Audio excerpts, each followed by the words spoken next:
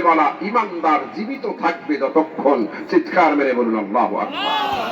তাহলে এই হাদিস দিয়ে কি বোঝা যায়? কিয়ামত যখন হবে তখন কোন ইমানদার জীবিত থাকবে না।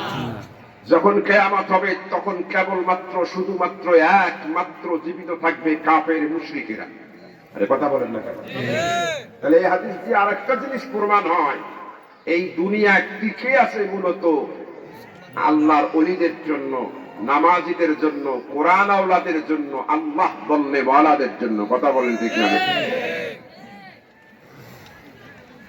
অথচ আমরা 15-16 বছর এক শ্রেণীর লোকের কাছে সাংবাদিক সম্মেলন শুনছিলাম, প্রিয় দেশবাসী, আমরা দেশকে উন্নয়নের মহাসড়কে নিয়ে গিয়েছি, কিন্তু ধর্মান্ধ মোল্লা শ্রেণী, এই মোল্লা মৌলবীরা যদি না থাকতো তাহলে দেশ আমেরিকার চেয়ে উপরে চলে যেত।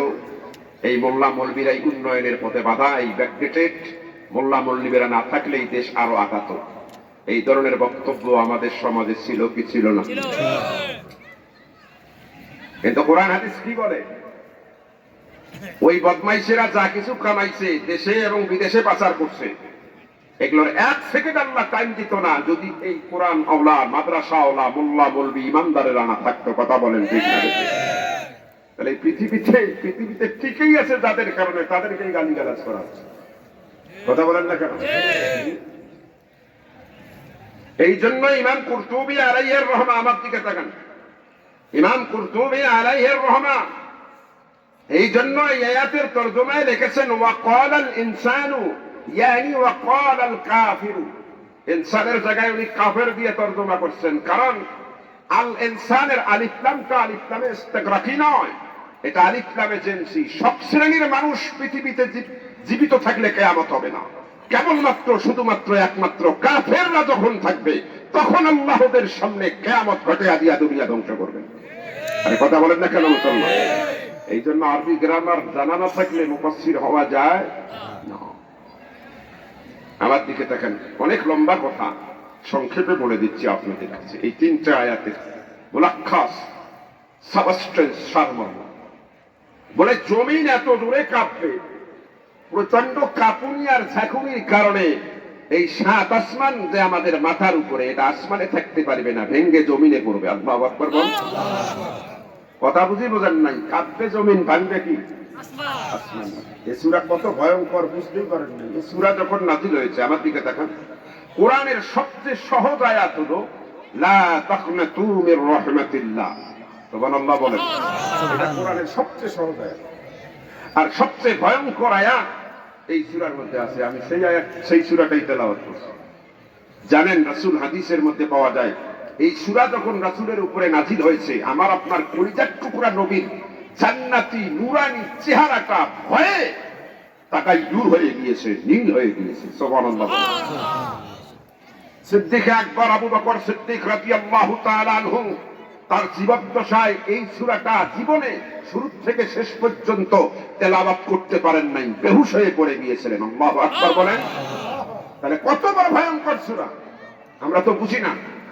আমার দিকে তাকান, একটু তর্জমা, তাফসীর একটু মনোযোগ দেন, কি ভয়ঙ্কর সূরা বুঝতে পারবেন।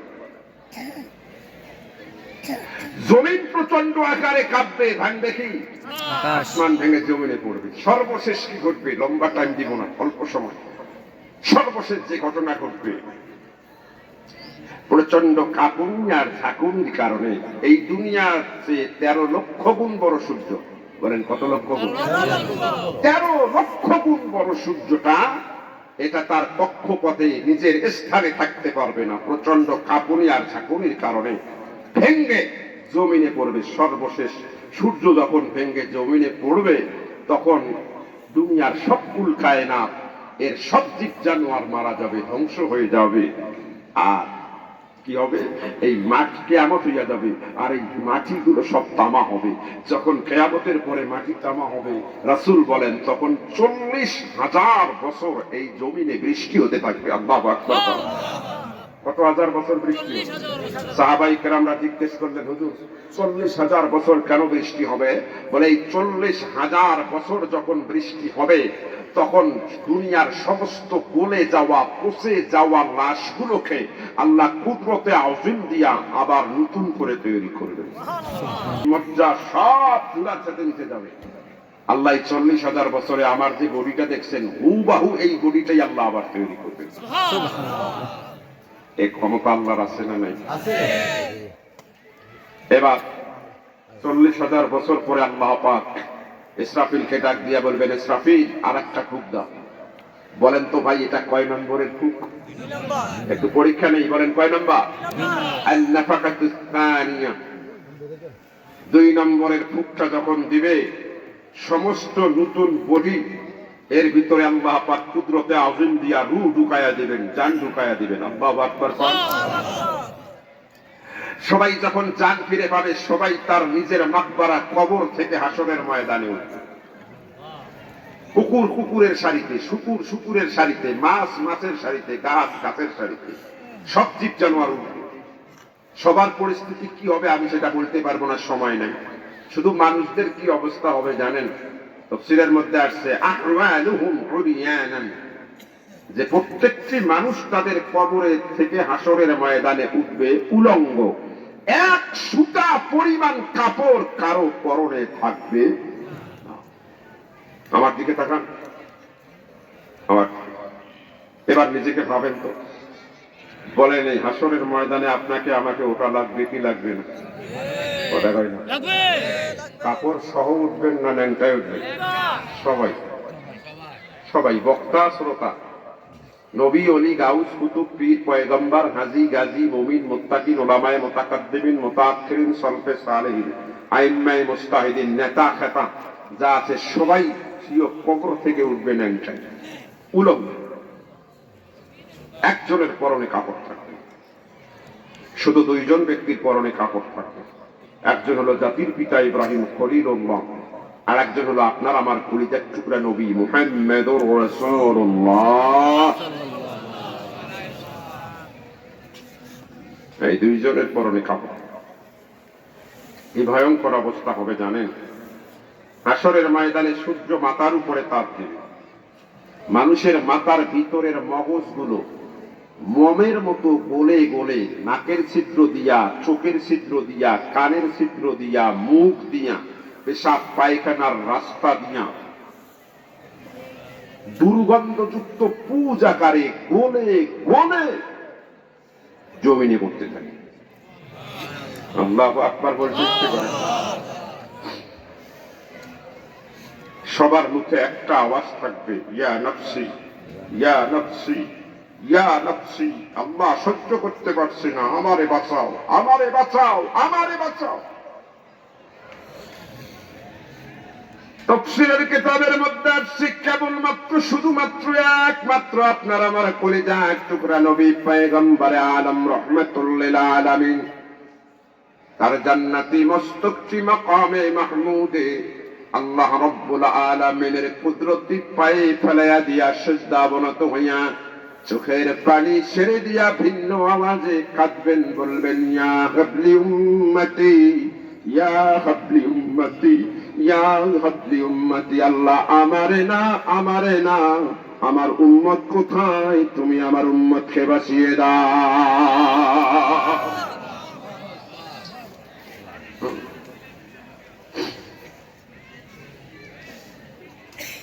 আল্লাহর নবী যখন উম্মতি বলে কাঁদবেন,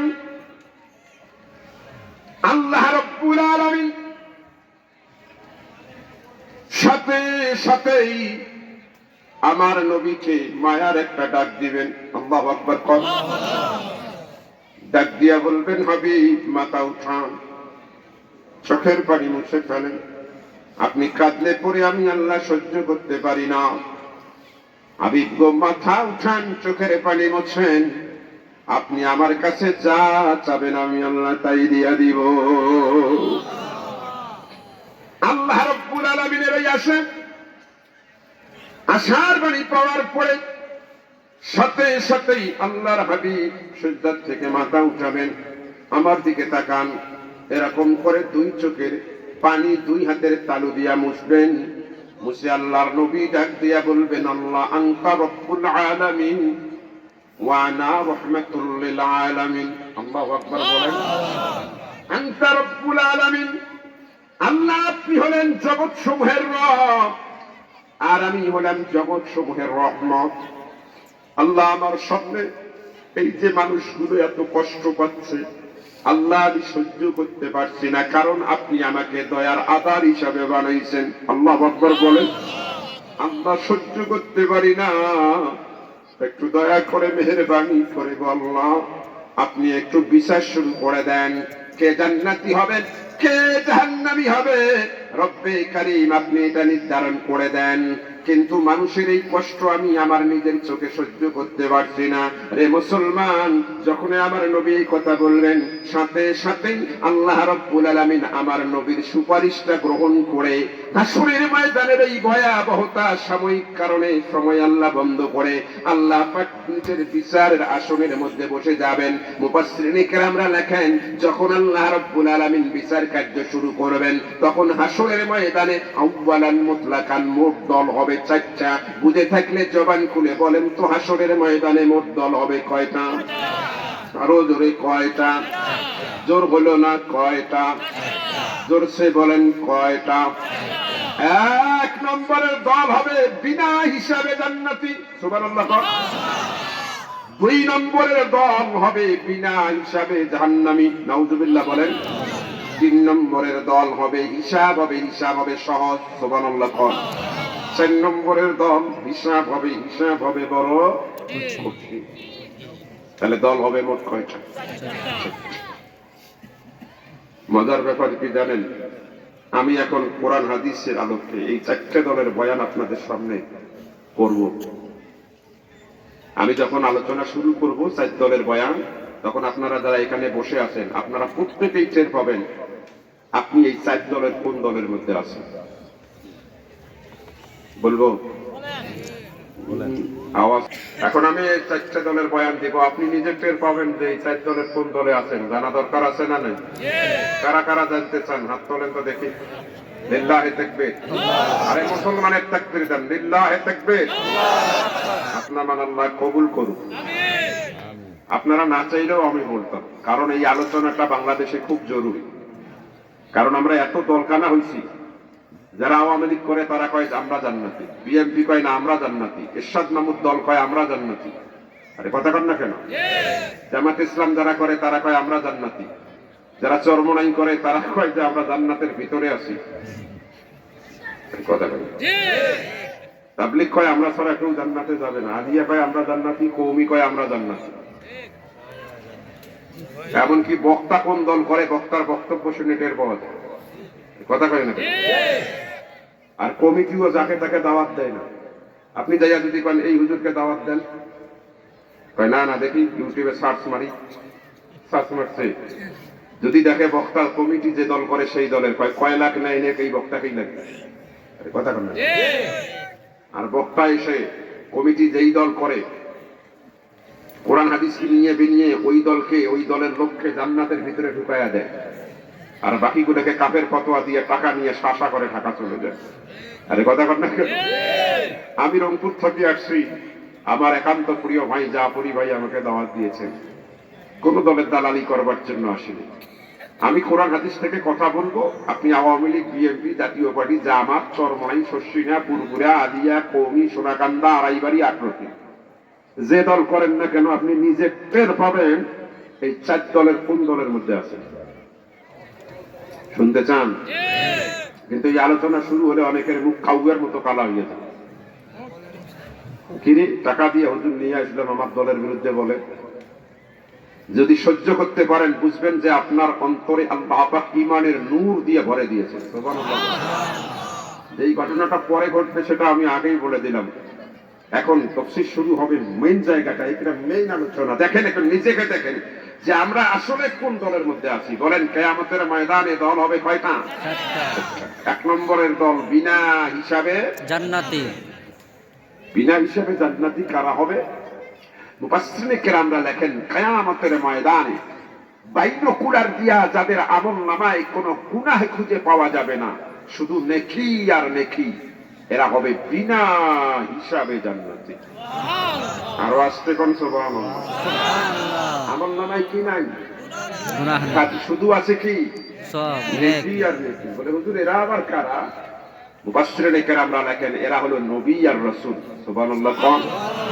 এরা হলো কি নবী আর রাসূল। নবী রাসূলদের কোনো গুনাহ নাই। এরা আকীদা সব করে নেন। কুল্লু নাবিয়্যিন মাসুমুন, প্রত্যেক নবী নিষ্পাপ। আদম আলাইহিস সালাম থেকে আরম্ভ করে আমাদের নবী পর্যন্ত সমস্ত নবীরা নিষ্পাপ। নবীদের কোনো গুনাহ নাই। এটা আকীদা। তাহলে এই তাফসীরের আলোকে নবী রাসূলেরা হবে বিনা হিসাবে জান্নাতি। আপনি আমি কি তালিকায় আছি নাকি? নাই। আরে এই বয়ান রাসূল সাহাবীদের সামনে করতেছেন। সাহাবীদের মন খারাপ হয়ে গেছে। হায় হায়, আমরা তো তাহলে বিনা হিসাবে জান্নাত যেতে পারবো না, কারণ সাহাবীরা নবী নয়। আরে কথা বল না কেন? আর একটা আকীদা সব করে নেন, এগুলো আকীদার কথা মনে রাখতে হবে, না এতে ঈমান থাকবে না। সাহাবীরা নবী নয়, সাহাবীরা মাসুম নয়, তবে সাহাবীরা হলো মাগফুর। সুবহানাল্লাহ বলেন। সাহাবীরা নিষ্পাপ নয়, তারা হলো ক্ষমা প্রাপ্ত। মালিক বেয়াদবি করেছে, চাকর বেয়াদবি করেছে, মালিক যদি তারে ক্ষমা করে দেয়, দ্বিতীয় পক্ষের কোনো বক্তব্য থাকতে পারে? আপনি যদি দয়া করেন স্যার আপনার চাকর বেয়াদবি করছে, কয় আমি জানি ক্ষমা করে দিছি, ওইখানেই ঝামেলা শেষ। কিন্তু তারপরেও যদি আপনি কথা বলেন তাহলে বুঝতে হবে ডাল মে কুছ কালা হায়, তোমার উদ্দেশ্য ভালো না। কথা বল না কেন?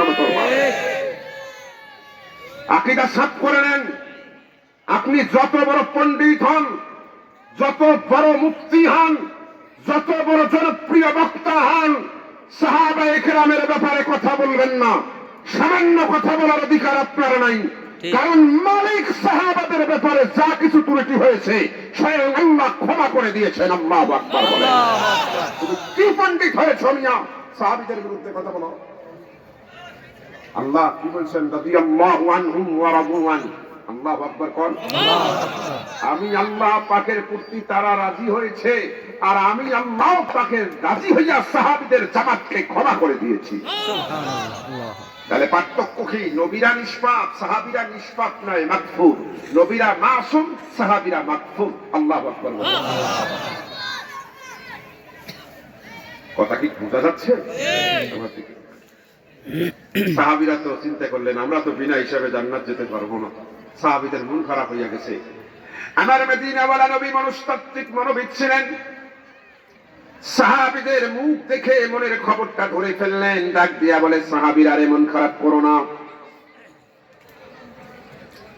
আমার আল্লাহ আমার কানে কানে বলেছেন হাবিব, শুধু নবী রাসূলরা বিনা হিসাবে জান্নাত যাবে না, নবী রাসূল না হওয়া সত্ত্বেও আপনি নবীর উম্মত, উম্মতে মুহাম্মদী হওয়ার কারণে আপনার সম্মানে আমি উম্মতে মুহাম্মদীর ৭০,০০০ গুনাহগারকে বিনা হিসাবে জান্নাত দিয়া দিব। আরো চিৎকার মেরে কোন আল্লাহু আকবার। নবীও না, রাসূলও না, সাহাবীও না, আমার নবী বলতেছে, আমার আল্লাহ রাব্বুল আলামিন বলছেন উম্মতে মুহাম্মদীর কত হাজার মানুষকে আল্লাহ বিনা হিসাবে জান্নাত দিবেন? ৭০,০০০। তাহলে বলেন এবার আপনি আমি তালিকায় আছি না নেই? আরে কথা বল না কেন? হ্যাঁ, একদল বলছে আসি, যারা বলছেন আসি ইমানের ঠেলায় বলছে। সাহাবীরা হলো ১৬ লক্ষ। সাহাবীরা কত লক্ষ? তালিকা যখন হবে তখন কি সাহাবীদের থেকে শুরু হবে না কৃষ্ণপুর থেকে শুরু হবে? তাহলে আপনার আমার তালিকায় আসার সম্ভাবনা আছে? মন খারাপ হয় নাই? স্বাভাবিক মন খারাপ হয়। ওই মজলিসের ভিতরে একজন গরম সাহাবী ছিলেন, নাম হলো ওমর ইবনুল খাত্তাব। যুবক বলতো ওমর গরম না নরম? অনেক গরম সাহাবী হাত উঠাইছেন, হাত উঠাইয়া কয় অবজেকশন